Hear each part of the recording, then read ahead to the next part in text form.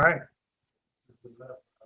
All right, guys, welcome back to the podcast. Returning guest, Coach Arnett, O-line coach, run game coordinator at Pampa High School in Texas. Welcome back, Coach. Thank you so much. Hey, I appreciate you having me back on. I really enjoyed last time. I don't know how much I had to offer. I didn't really talk about anything football or anything specific, but I really enjoyed it. So thank you. Yeah, how's the move? You guys all settled this time? Because last time you were We're moving. getting there. We're about all settled in and everything. Really enjoy it there in Pampa. Have a great administration, great head coach. Cody Robinson's a great guy to work for. Principal Hugh Pyatt, everybody's been real great. Living in Houston, it's such a big area, and then coming to a smaller town, and Pampa still has about 18,000 people, so it's not like small or anything like that. But you get so much more of a community sense, and that's been awesome for my wife, daughter, and me. Yeah, I did the opposite. I grew up in a town of 1,600, high school of 300. Went to Eastern Illinois University. That town has probably 18,000. All right. And then moved up to the suburbs of Chicago, where I live now is 45,000. Or I was about to say, a couple of million there in Chicago. So, well, the suburb is like 45,000 or something. The one next over has 220,000 people. Oh, wow. Like one high school I worked at had 4,000 kids. Like that's. Yes, sir. Yeah, no, that's a whole nother animal. I worked at Deer Park High School that had 4,000 kids, and you don't even know all the teachers. There's so many staff on a school of that size, you don't get to know everybody. So, yeah, I coach football at school with 1,800, so that's not too bad. Those teachers know everybody. Yeah. But yeah, one high school was 4,000, and wow. I worked at a different school. I would get there when school was getting out. Yeah. Okay. So that crowd of kids and buses coming out, I would get to practice 5 minutes, 10 minutes late. I'm like, there's traffic with these 4,000 people coming out. Nothing you can do about it. Yeah. No, it was crazy. But no, I had the opposite experience, but nothing like a small town community feel. There's nothing better than that. You're exactly right. Closing it down on a Friday night to go for football, there's nothing. Right. But no, again, I appreciate you coming on here. I didn't scare you off. People are coming back. I'm like, I didn't scare them away or make them more stupid or anything for them to come back. No, it's been great. I really enjoyed the first time. So you're getting settled in. I wanted to ask you, like, you're the run game coordinator, so when you're coming in, because we didn't get to do this last time. Last time we just got to know each other, got to see what you're doing. Now, when you come in, and what kind of base offense are you looking to put in for your run game? Like, we're coming in, this is the first thing we want to do, or to see if we can do with our kids. Where do you start? One of the things that I've done as I came in, the offense coordinator is a man named Caden Coots, who came from Abilene Cooper, does a great job. As run game coordinator, I think my first job is to visit with him. And what I've tried to do is visit with him and make sure that I am implementing a run game and then the protections for the offense that he wants to run. You know what I'm saying? Right. He was already here. He came in a couple of months before I did. And so he had a better idea of what type of kids we had and everything. I think that's a big part of it. I think as an O-line guy, as an offense, or as any coach, it's important to get past your own arrogance of what you think is right. And I've coached long enough now, this will be my 17th year, that I know that I don't know anything. You know what I'm saying? Right. Your first couple of years coaching, you got it all figured out. You know everything. And then you start to figure out, well, I don't know. I'm pretty well versed. I'm more of a zone guy. Just by experience and by what I picked up first, but gap schemes in Texas go hand in hand, so I've never kind of not been with them. So I think it's important, like as a run game coordinator, to come in and visit one-on-one with the offensive coordinator and determine what does he want to do.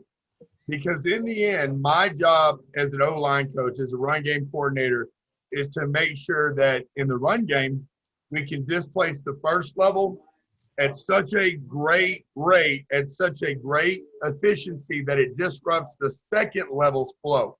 Those are the things that we can do. We got to make sure that we block C gap to C gap. and one of those gaps can be a read or something like that, because obviously that's 6. I got 5 linemen, 10 personnel type stuff. It's hard to block like that. But in running game overall, I think the first thing that I'm trying to do is make him understand that, hey, I'm here for him. I'm here as an extension. I'm a firm believer that football is conflict. It's not war, but it is conflict. So you take some pages from military and make sure that you're hierarchical. Looking at all of that, first and foremost, we all better be on the same page as the head coach. Head coach's voice is the only voice. And what his vision and what he communicates is the way to win is the way to win. And so we need to find out how we can take ownership in that voice. Nobody wants to be told what to do, and nobody wants to just sit there and do something they don't believe in. So it's important to look at finding where your philosophy is and where your ideology is and where it fits up the chain of command. So how do I fit with what the OC wants, and he's looking in turn with how he fits with what the head coaches want. Right.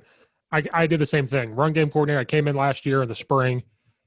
What do you want? What do you want? He told me.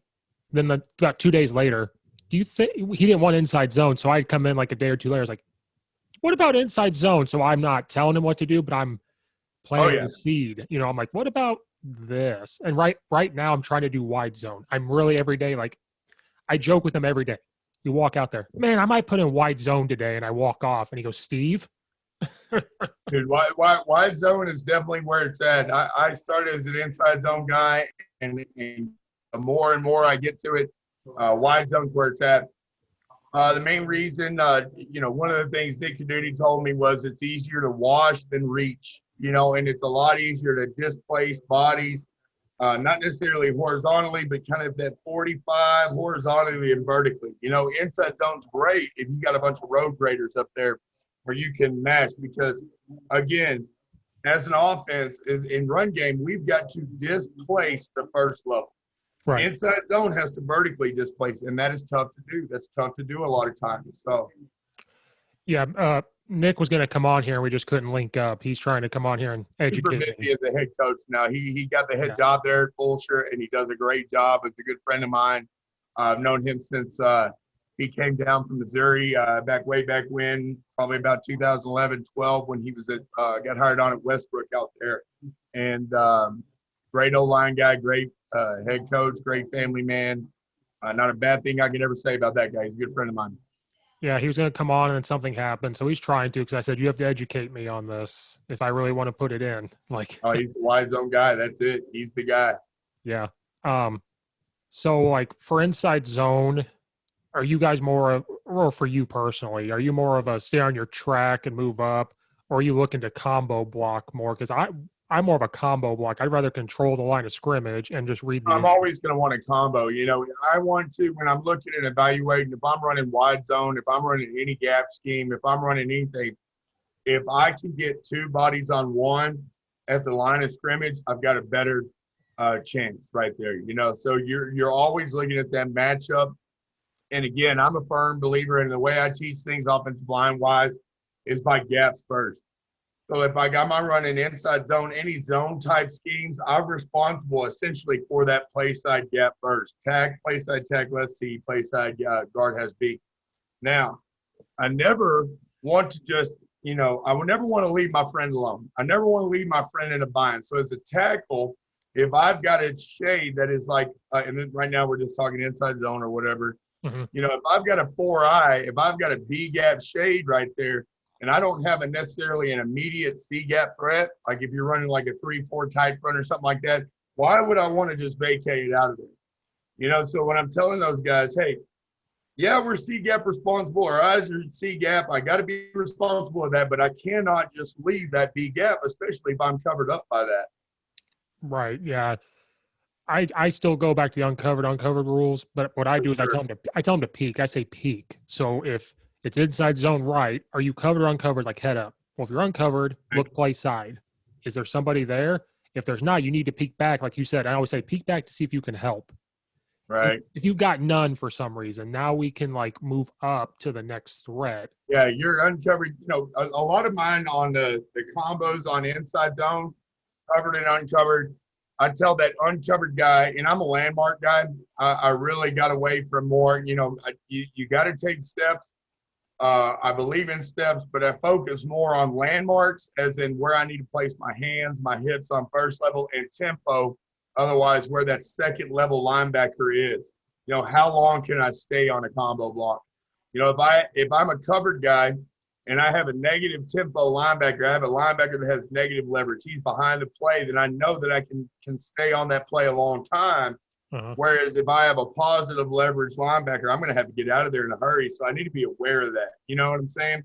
So when I tell that uncovered guy, his job is to suck up the air between him and the covered guy. He's going to suck up the air between him and the covered guy.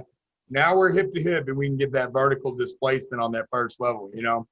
And a lot of that, again, depends on, do I have a head up to a negative leverage linebacker? But when we're teaching younger kids and stuff like that, sucking up that air, hip to hip, and getting vertical. Right. I had to go back to the old Gallup steps to like close down the gap because I'm new and I'm coming in and they kind of just did whatever with their feet. And that's fine. I think we're moving more towards however you get there. But at the same time, what they'll do is they'll turn their hips in. That defensive end is taught to, you know what, they're not two gapped anymore. They're attacking a person, sinking their butt down and sinking through. So how do I close that? Well, I either gallop. I don't want them to go sideways because we're going to lose leverage. I want them to go up the field. So I tell them to gallop. I tell them to kick up. However, like you said, as long as I stay square, but I like that idea of sucking the air. Like that's a good one. Yeah, suck up the air between me and that covered guy right there. I want to remove that gap.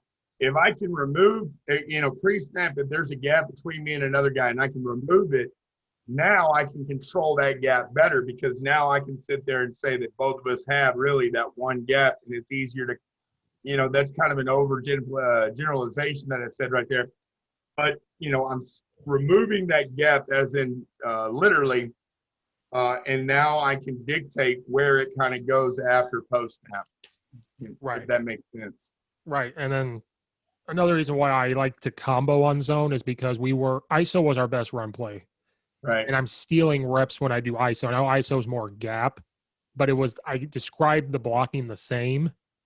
Right. So we were stealing reps that way. So when I proposed it, I said, we're not going to do – they didn't want it because when they did traditional inside zone, it was either, you know, the guys step laterally, they're not coming up.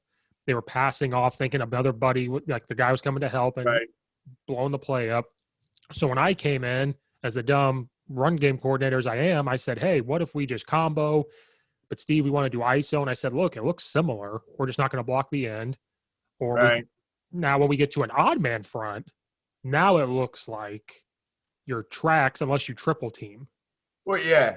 You know, a lot of people, that's where you go into the zone insert type stuff. That's ISO, really. Right. I don't know, wham or zone insert. I don't know what they call it up there, but now the fullback is either crossing up for the backside inside linebacker and locking the backside. That's one of the ways that I've always blocked like ISO anyways, is saying that play side. And I usually compartmentalize into one of three categories. I have my gap schemes, my zone schemes, and my man schemes, where ISO is kind of more of a man scheme, because to that play side, I'm a block man. My play side guard is going to have number 1 down lineman. My play side tackle is going to have number 2 down lineman. My center is going to, in any of those, you know, centers like are, and this is going to sound silly, you know, it's like Blade. He's a day walker, right? You know, like he goes in between both. So a lot of times his role, I say 0 to backside A. And so that sets kind of the slide, the same way you would do like a man slide. But the type protection is really how I like to block ISO, where that center and that backside are going to zone away. I never understood why I want to bring more hats to the party. You know, it's like the old way you block it is doing like backside cutoff type stuff.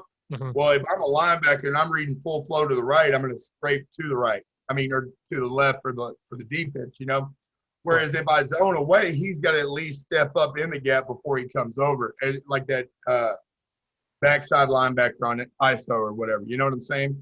Right, yeah.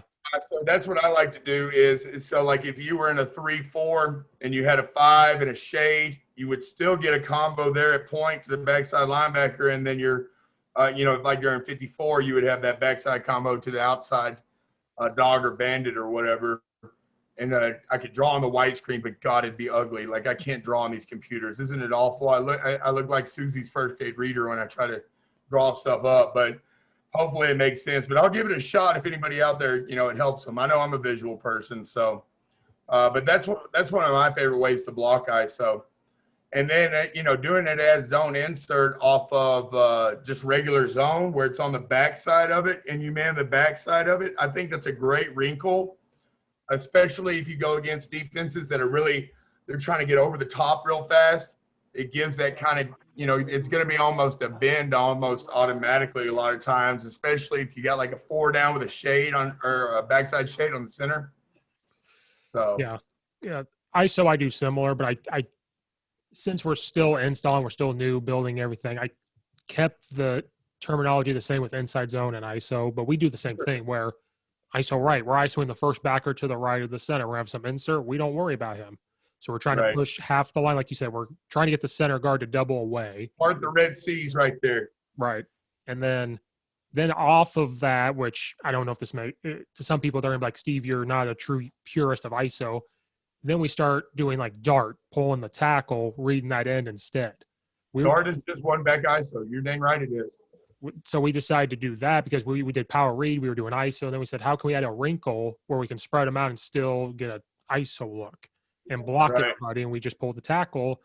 But we didn't tell the kids it was dart. We said, this is off of our ISO play because it's dart, but it's ISO. That's the man scheme. Dart goes in that man scheme category. Right. So, that's why I think it's important when you're teaching kids, group it. So instead of learning 7 plays, they're learning 1 of 3 real plays. Remember, this is just a man scheme, Hey, it's just like ISO, but we had a wrinkle right here. Remember, it's man scheme. Play side, you're still man. Now tackles the tag or whatever. You know what I'm saying? It's just something to look at. Yeah, that's a good idea. We've only gotten to like 3 run plays this summer because in the spring, I sacrificed a lot of technique for scheme because we only had like a week and a half or 2 before the first game. Right. And 6 I forget y'all actually get to play people up there. Texas, we just have to, play against each other for a month. So now I've overcompensated this summer and I've just techniqued and drilled like nobody's business and put it together. I talked to a coach earlier on a podcast. You're my second one today. So earlier I told him. That's it, double header.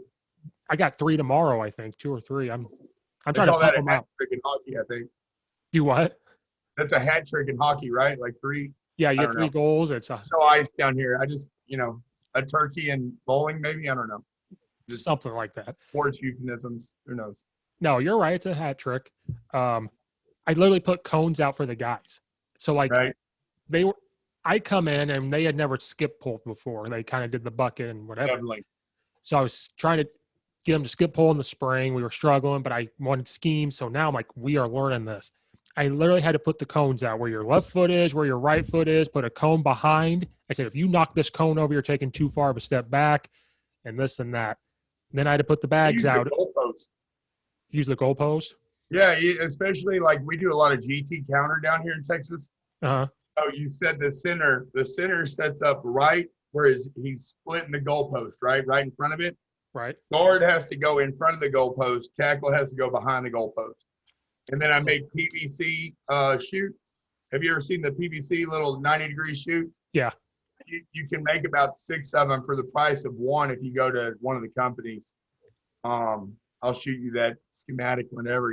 That's one of the deals. Why buy something if you can make it? Right. And PVC is one of those versatile deals. But you set that up. I like the PVC shoots because you can set it at linebacker depth and you can turn it and angle it at where your end is.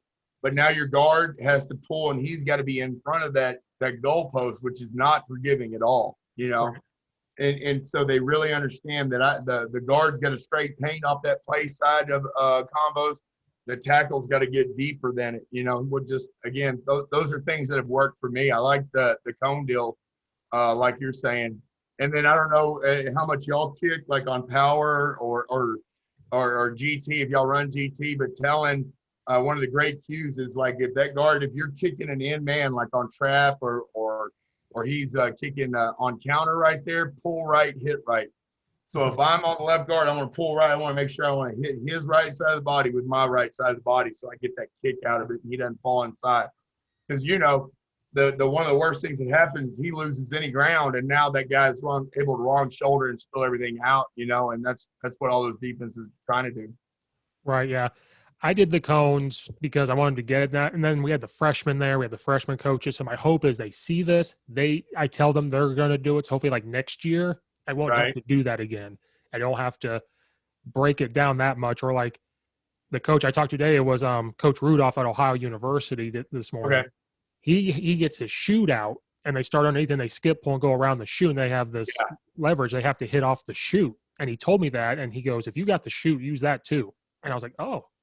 But I like the goalpost too. I may have to do both. Like one day do that, one day do that. It's whatever you got.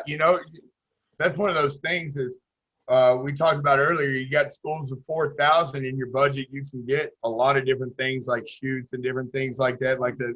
I know what kind of shoot you're talking about, the more solid one. Or you're at a 1A, 2A school or a school of 500 and you don't have budget. Well, you got to have a goalpost. You got to have a field.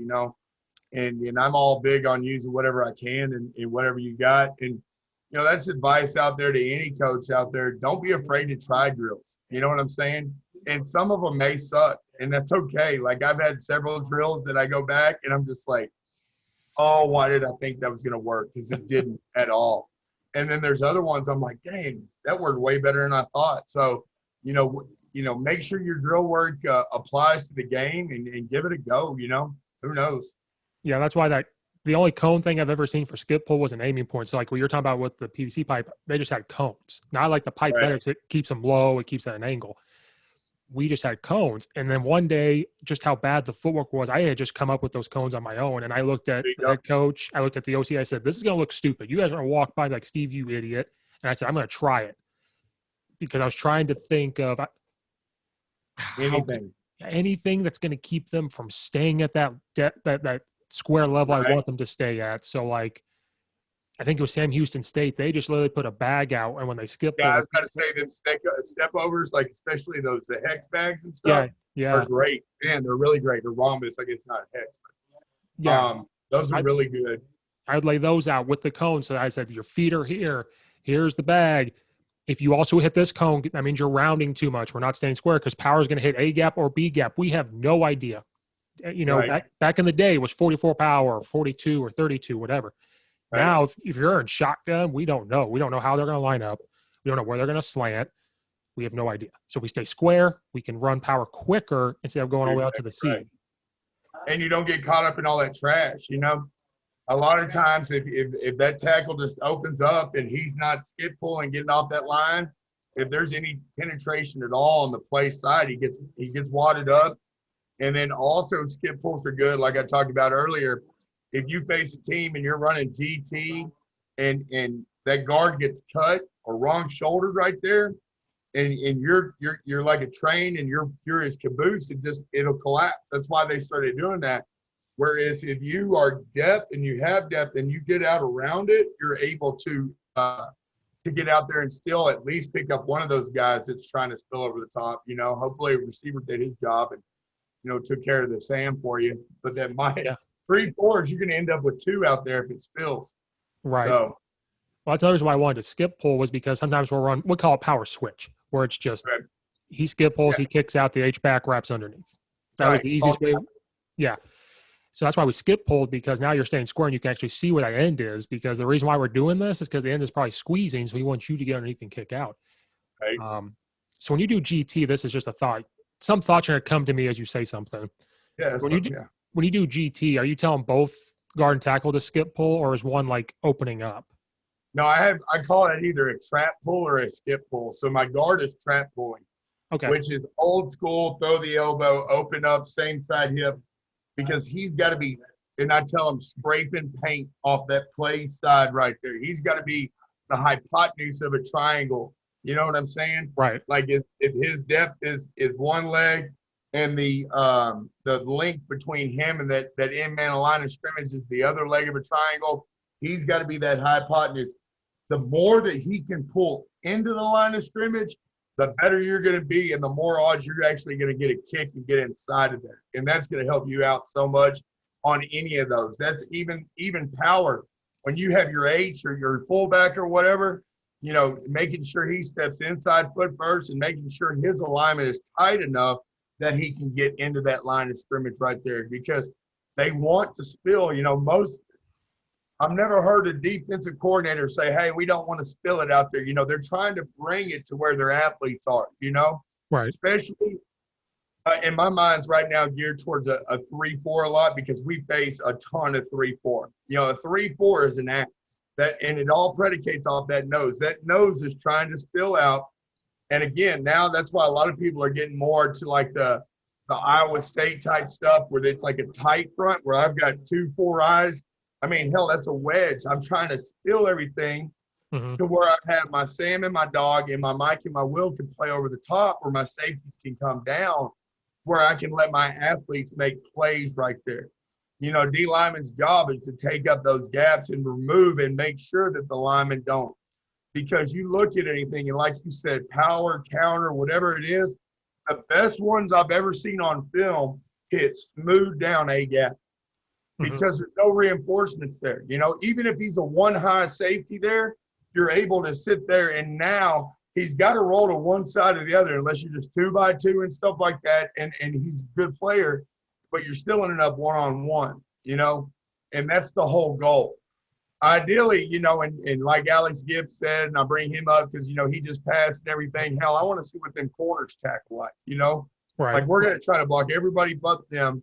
But sometimes even I'll take a secondary guy over a first or a second level guy on a tackle any day. So if I do my job as an O lineman and as a run game coordinator, I'm trying to make sure that, number one, I don't spill plays out there, that when I teach technique, I'm allowing it to displace that first level. You hear me say that a lot. I'm big on that. I think the whole thing is reestablishing that line of scrimmage and displacing that first level, but doing it such a violent rate that I've disrupted that second level flow. You know what I'm saying? I mean, that's where you really get things rocking and rolling, is where now linebackers have to bubble over a combo or something like that, or a cut off and scraping over the top, because that's what they're trying to do, is replace gaps and things like that. Right. Yeah. We played 6 games. We only saw 2 even man fronts. The rest were 3-3. We're seeing a ton of 3-3 or 3-5. Really? A ton. The 3-5s that, you know, once Iowa State had success off that, what was that, 5 years ago now or so? Yeah. People started really going to that 3-5. And I mean, it kills a lot of RPO stuff. That's why a lot of people go to it, because it really, really hurts RPO stuff. Yeah. So I had to really, like, the first game of the year was 3-3. We had the ball for 11 minutes, and we were just running ISO and power. When we got the ball back again, what did I see as an old line? They had a 0 tech and 4 eyes or 3 techs. They got tired of it. You get down to that true bear, they're going to try to kill it. But I'll tell you right now, a true bear, if they've got a head up nose and they've got 3s and they've got 5s, you can run power till the cows come home, because their second level support is not there if you get it blocked. You know what I'm saying? Right. Sitter's got to go on the backside 3. Place side guard's got to take that nose, and that place side tackle's got to take that place side 3 good. And you got to make sure that they're not getting penetration. But if you get a kick, I mean, and they got those, even if they have both linebackers screwed down, because you removed all those gaps, there's only one gap that they can fill. So the place side one, if you give him block, he cuts off that backside guy. You know what I'm saying?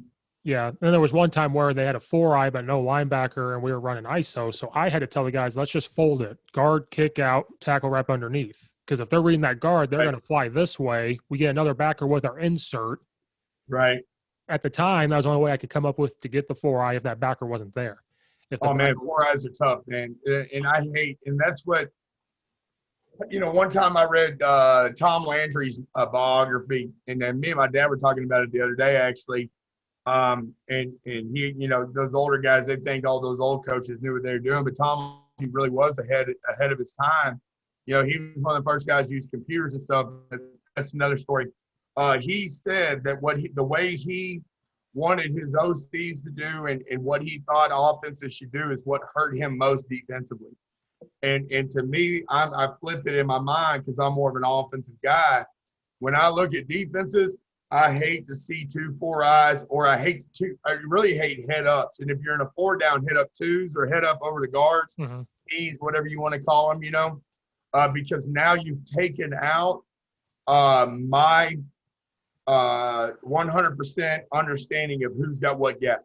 Right. And if you've removed mine as a coach, I know you've removed their confidence as a player, and now you got to really make sure that you've taught tracks and you've taught to trust their technique on things. Otherwise you get chasing, you know what I'm saying? Because that's the whole deal. If they're wanting to go head up, on things, you have no idea which gap they're going to. And I think that's the only merit of it. The same with a 3-3 stack.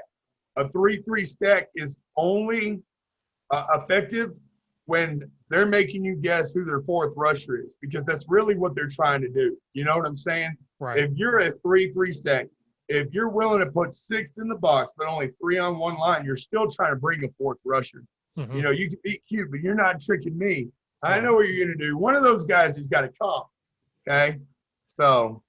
Yeah, I started to see in 2018, we saw probably half of the teams we had played at the school I was at was even. Then we saw a lot of 3-3. And we were like, why is everyone doing this? And then we were just like, you know what? We're going to trap. We're going to triple team the nose guard if we can kick out. If they come inside, we're going to do jet, because now you've got guys on the inside. If we can get that one block, right. Even if we get 4 yards on the run, they're going to have to start thinking about it. They're going to have to widen back out. 4 yards is all I ever want. Right. 3.34 is all I ever want, actually. 3.3334 is all I want. I want it just right over there. I could care less about all them extra ones, As long as I keep them chains moving, I'm happy. Right, that's how I am. But, of course, I'll find something wrong with it. We get 3 yards, I'll still find something wrong. There's always something wrong. Yeah, of course. Oh, and the kids are like, but Coach, we got 6 yards. I'm like, but your footwork wasn't right. But your eyes weren't right or something, Exactly. I'm the asshole out of it, I guess. But that's what we got to be, though.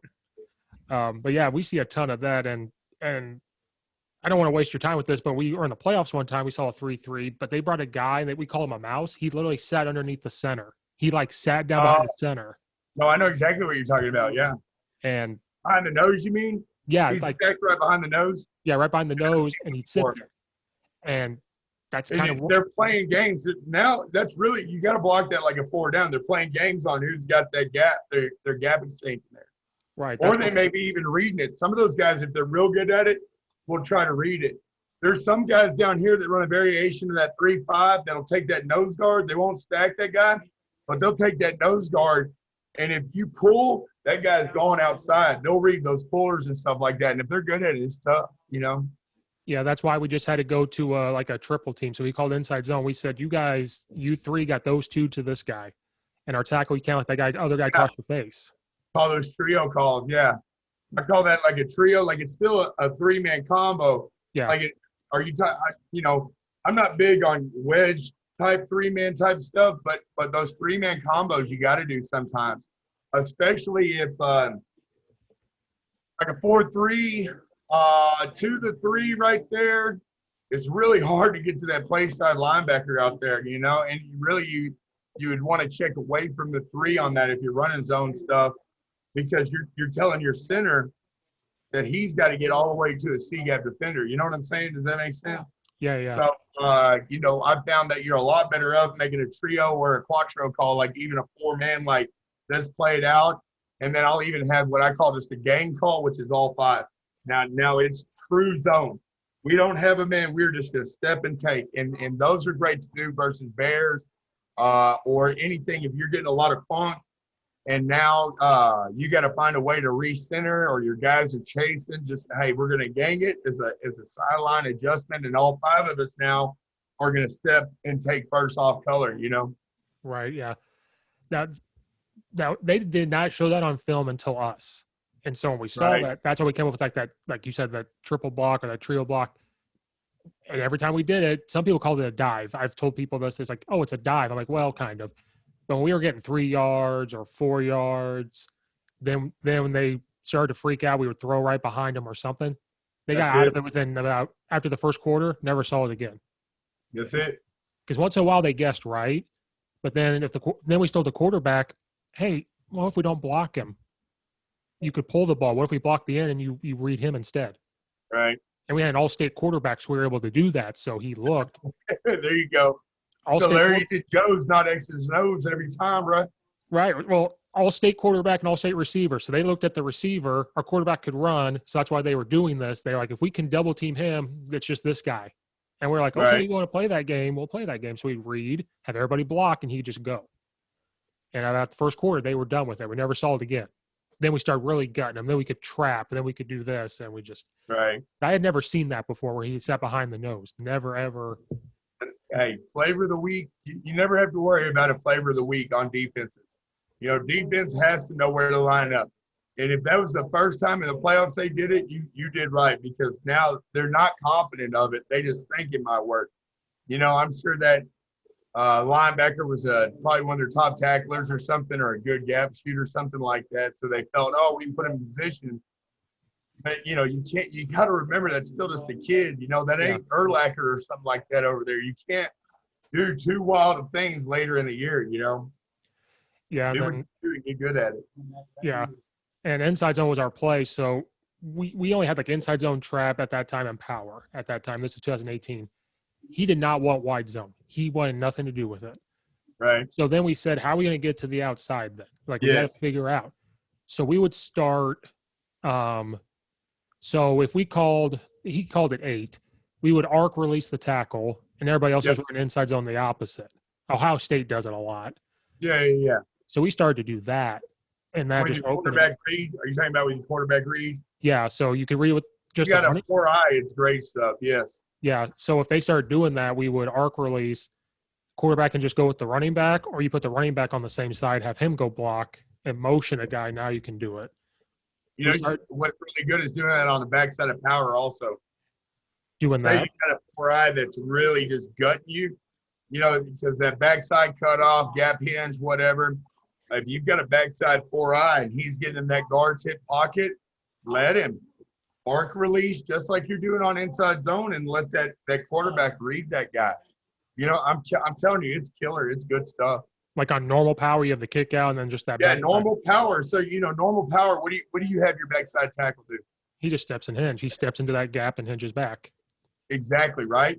So if you can't block him that way, now do the same thing. Just arc release that tackle, 8, whatever you called it, and let your quarterback read it.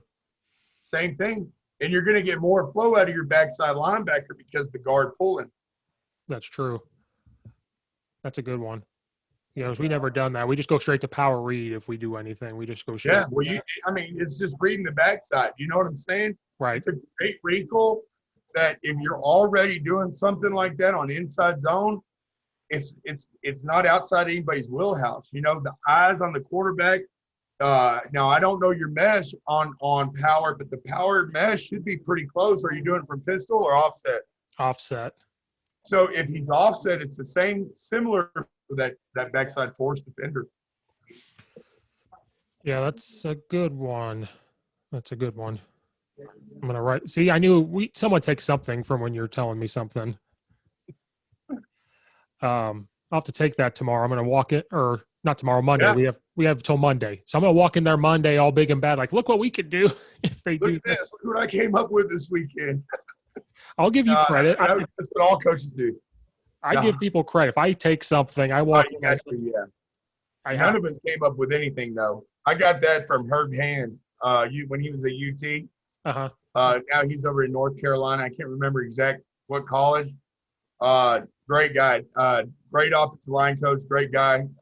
Someone who anytime I've ever reached out has always been real open to help or whatever. But he's like, why are you forcing them out, or just read them? And I just felt like so stupid, like forced, like it's a 4-eye, like like talking to Coach Rudolph this morning or this afternoon, like I'm like, I make it too complicated sometimes. Like it's right. Simpler. It's the drills even. Like it's so easy, and I make it so complicated. Right. And I've said that before when there has been a 4-eye. I'm like, trap him or read him, and then when you do on the backside of power, I don't think about it. I'm like, the center's got to get there or whatever, and that's With the 4-eye, you got a trap read, or that's what wide zone's for. And it's a great combo on wide zone. Just to be some more ammo. I know you're trying to get your coach to run that or whatever, but great ammo because I don't know what your landmarks are on wide zone, but I'm big on taking backside hand through 1 inch through the play side sternum, play side breast, whatever you want to call it. I'm taking that backside hand. Third step, if I can't reach, I wash. Third step, if I'm uncovered, if I can't reach, I climb, you know. So normally with a 4-eye, you can actually get that guard over on him unless he's slanting, you know what I'm saying? And then always block your overhang with an H or number 2 or whatever. so if you're running, like, let's just say wide zone right, and there's a 4-eye. Yep. But they don't really have an overhang, or he's kind of off a little bit, which would be stupid. But if he's somewhere Like, are we talking to even, odd? What are we talking? Let's go odd. So you got a 4-eye. They're going to have a guy somewhere, whether he's on You the got like line. a 30 backer, and then you got a Sam that's probably, 5-2, 7-3, somewhere out there, not tied, or how tight is he? Let's say he's not very tight, because I'm trying to think if the tackle doesn't see where he's that close, are you telling him to get the 4-eye, or he's just kind of moving on? Covered. I'm telling him he's covered, right? Still covered, uncovered. Okay. Both on wide zone, the way I teach wide zone, both my covered and uncovered guys, both of them have the same landmark. So if we're going this way right here, they're both aiming right here with that backside hand. We're trying to get through there right there like that, and I want to jam it. So that tackle, he knows he doesn't got to move laterally at all. I mean, he is trying to blow that up right now, right? It's a nice post, nice anchor for that uncovered guy. That uncovered guy is trying to get that backside hand. So we're going to the right still. He's getting that left hand through. Everything I base off of. So my steps, my first step is a position step. I'm trying to get my hips in a position to block. My second step is the power step. I can't do anything till my second step gets in the ground. That is my boom, power step. My third step is my pass step. So I call it the 3 Ps. So on that third step, that's what dictates my pass. So like on wide zone, my third step, if I reach, I want to stay reached right there until I'm pushed off, obviously. If I can't, let's say that 4, I slanted outside. If I can't reach by that third step, I'm going to reverse tilt, throw that backside hand, and run him to the sideline now. If I'm uncovered, if I can't overtake by that third step, now I'm going to snap back, and I'm going to get up to that mic right there like that. So that's what I go off of. And it would be the same thing for the center and the backside guard. The back is reading the back's path is going to be about 1 yard outside that tackle. It's like where that ghost tied in is, right? Uh-huh. I like it personally better from pistol because I think it gives you a very nice vertical cut. It's a nice, easy read. It's a nice, easy cut for your back. You can do it from offset. He's just got to make sure once the mesh has happened right there that his shoulders and his hips are still getting right down there because everything on run game is based on angle of departure. So if my linemen are going on that, 9 times out of 10, and you can hear every single NFL coach talk about this, that if that line's angled right here and that back's angled here, that's why it's not working. And so when you're looking at something in season or out of season on your postseason deal, if his angle's not matched up, that's usually your first thing you need to look at and try to adjust it. But that's a long way of saying that once he's here, his eyes are reading that tackle's block. He's reading the end man line. If he's reached, now I can bounce it or whatever y'all's word is. I'm going to stay C-gap. I'm going to stay on my path. If he's washed, my eyes, number one, get to the next down lineman. But what I'm doing now is thinking in a 3-4, 9 times out of 10, now he's going to bang it in that B-gap right there. But let's say for some reason that nose slanted also, and he sees that center washing also, now he bends all the way backside. You know what I'm saying? Right. So that's all it is. And that's why it's better out of pistol or whatever. So he has a little bit of time, and he's got to stay on that path for 5 steps. That's a key point right there, is that he's on that path for 5 steps, even though his read is on which step? That third one right there, just like those linemen, right? Because those 2 extra steps are going to capture those linebackers where he can make that vertical cut, Right. because I've seen videos on Twitter with the linemen when they're doing wide zone. I see a lot of how they kick that hand out. I think that's what Yeah, you're we're talking about there. going that reverse tilt they used to call it and stuff. Yeah. Yeah, so I've seen a lot of that. And What it is just it's hard to reach people. Old school outside zone, stretch, bounce. You better have a dude at tackle, and you better have a dude at running back that has got the speed. Because when you're going hash number sideline for your cuts, that's a long way. And I went to wide zone probably 5-6 years ago now, because production on my outside zone was only 2.8, 2.9 yards, and that's not acceptable. That's the type of stuff now people are going to start saying, I don't know what to do, and not inviting me to talk on podcasts and stuff like that. You know what I'm saying? So I went to Kadudi because he's the dude about it, and really sat with him, and I'm still in that learning phase of it. Like I saw earlier, I guess one of the podcasts you posted today, what's the difference between duo and inside zone and all that? I am literally just in the infant stage of duo. Here's my take on that, by the way. Inside zone, I'm working this linebacker. Duo, I'm working that linebacker. That's the big difference. That's why I think you can run duo out of 10 personnel, because it's gap scheme. And I think it screws with teams that start doing that static flow type. Like a lot of 3-4s down in the Houston area, like Katy and stuff, they do what they call static flow. So they're actually playing a gap back to mess with inside zone. I think duo against them, if anybody is watching that plays Katy, I'm telling you now, you still got to play their dudes. I think duo would be good against them, because I think a lot of coaches, it's hard for them to understand the difference between an inside zone and duo unless they're no line guy. Yeah, I did that for 2 reasons. One, to stir the pot. I don't do it to make people mad. You got to. Yeah, I don't want to make anybody mad. And then 2, I actually got attacked by that before. I posted a picture one time, and I was just curious. I said to you guys, as your program, is this your duo, your inside zone?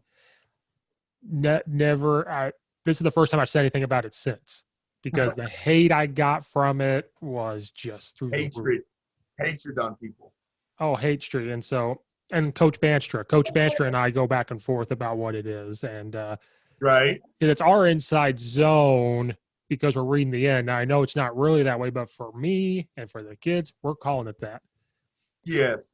Now I know duo is similar, but you're going somewhere else with it. Instead it's of going gap scheme based. The main difference is it's gap scheme based. So which line, and in my mind, the way you can tell when you're looking on film and you're watching it, are they blocking? Is that tackle blocking the backside end? If he's blocking the backside end, because on duo, you're reading that play side linebacker. That back is really trying to capture him, and he's reading that play side linebacker. Where on inside zone, you're usually reading the backside guy. You know what I'm saying? Yeah. And again, I have very minimal understanding. That may get you hate mail, and I'm sorry if it does. So over it now. I'm over it now, so it doesn't matter. Yeah. No, they'll get over it. That's what, and the good news is, as long as there's football, there'll be people arguing about it. I mean, what's the fun in something if you're going to agree with everybody about it, right? Right. And I tell them we did that because we didn't have the line to stay on their tracks on inside zone and go one-on-one with a backer sometimes. Right. So we immediately said, how do we control the line of scrimmage? Let's double team. Let's combo. Let's whatever. Combo. And still read the end. On line of scrimmage you can, period. Why not? Yeah, so we knew it. But what can you do, right? Yep. I don't know if you're busy or not, Coach. If you need to get off, you let me know. Here shortly, that's it. But we're good, Yeah. I can talk football as long as it's not disruptive. I'm fine. It don't bother me none. But that's funny you brought that up, how I put that up there. I literally just posted it not too long ago, and it's funny. That's it. Yeah, I saw it online, and I was like, yeah, I might as well bring it up. Let them know I'm paying attention, No, I appreciate it, but I'm just waiting for people to get mad about it because – oh, yeah. And sometimes I like to post stuff about offensive line play to make people mad, Like I said, what's the fun in just agreeing with everybody? At least if someone's mad at you, you're doing something right, Yeah, well, when I drew it up, somebody even said, well, the path of the running back tells me it's duo, and I just drew it up on huddle, and I'm like, is that what you're looking at? I'm looking at the blocking scheme. That, to an extent, and I know what they're trying to say, but I don't know. I'm not going to go too far down this, but man, some people just want to show and raise their hand. They're that person in class that says, look how smart I am. You know what I'm saying? Because I Right. know a lot of people smarter than me that'll say, there ain't really that much difference. So, Yeah. So yeah, that's my shameless plug of what that was. right. Because I'm trying to give back to younger coaches. Like, how do I do that? And then I was like, Yeah, that's the deal. You know, who cares what you know? I don't care what I know. You know, I want to help people. right. We're here, like, if we're coaching, it's about helping. We're in a profession that is a servant-based profession. You know what I'm saying? We know that we is more than me. You know, Right. that's how I've always felt.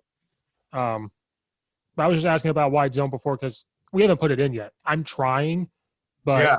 we're not afraid. I don't want to talk about any coach. It was just one of those things. We are at a point now where can our linemen do it? Because I'll say this: it's easier for them to do that play than a lot of other plays.